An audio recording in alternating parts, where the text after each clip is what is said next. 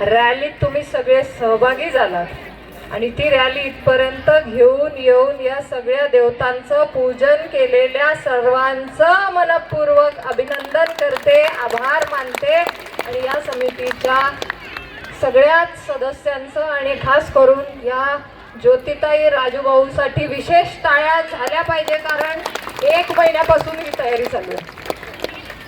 आजच्या कार्यक्रमासाठी आमच्या अध्यक्षा सोनालीताई, आता ज्यांनी आपल्याला की आपल्या समाजाला आपल्याला सगळ्यांना पुढे घेऊन जायचं आहे, तर आपली प्रत्येकाची जबाबदारी आहे. आपल्याला एकमेकांना मदत करायची आहे. ज्याला ज्याला जिथे जिथे अडचण असेल तिथे सगळ्यांनी एकत्र येऊन त्याच्या पाठीशी उभं राहिलं पाहिजे. कोणावर अन्याय होत असेल तर सगळ्यांनी मिळून ही मूठ एकत्र करून त्याच्या पाठीशी उभं राहिलं पाहिजे की नाही. मग अशी मूठ जरा जरा आणावरती आणि सांगा, हो आम्ही त्या अन्याय कुठे होत असेल आमच्या बांधवांवर, तर त्यासाठी आम्ही सगळे एकत्र. सगळ्यांनी मूठ वरती करून मला आश्वासित केलं तर मला बरं वाटेल की आम्ही सगळे एक आहोत. बोला जय आदिवासी.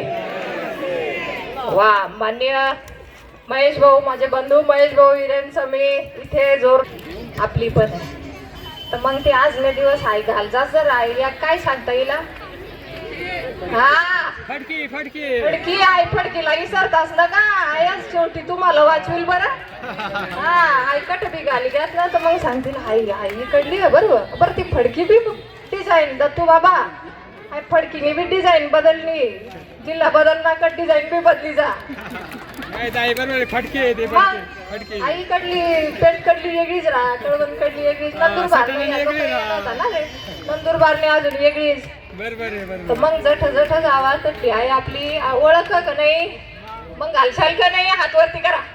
हा घ्या रे, फोटो काढी घ्या रे. हा येईल बरं.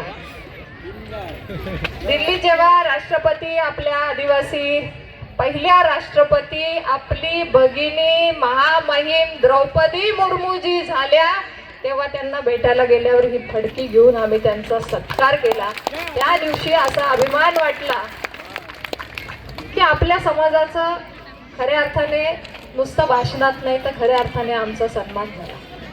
आमच्या माता भगिनींना पहिल्यांदा एवढ्या देशाच्या सर्वोच्च पदावर विराजमान करण्याची पहिल्यांदा या इतिहासात नोंद झाली. आणि नुसती इथेच नाही तर ती जगाने बघितली की भारतामधली राष्ट्रपती एक आपली आदिवासी भगिनी आहे. इतर देशांचा दृष्टिकोन बदलला की भारतामध्ये सुद्धा आदिवासी समाजाला पुढे आणण्यासाठी राष्ट्रपती पदावर पहिल्यांदा हे पद देण्यात आलं. खूप मोठी गोष्ट आहे आमच्यासाठी. ज्या दिवशी त्या राष्ट्रपती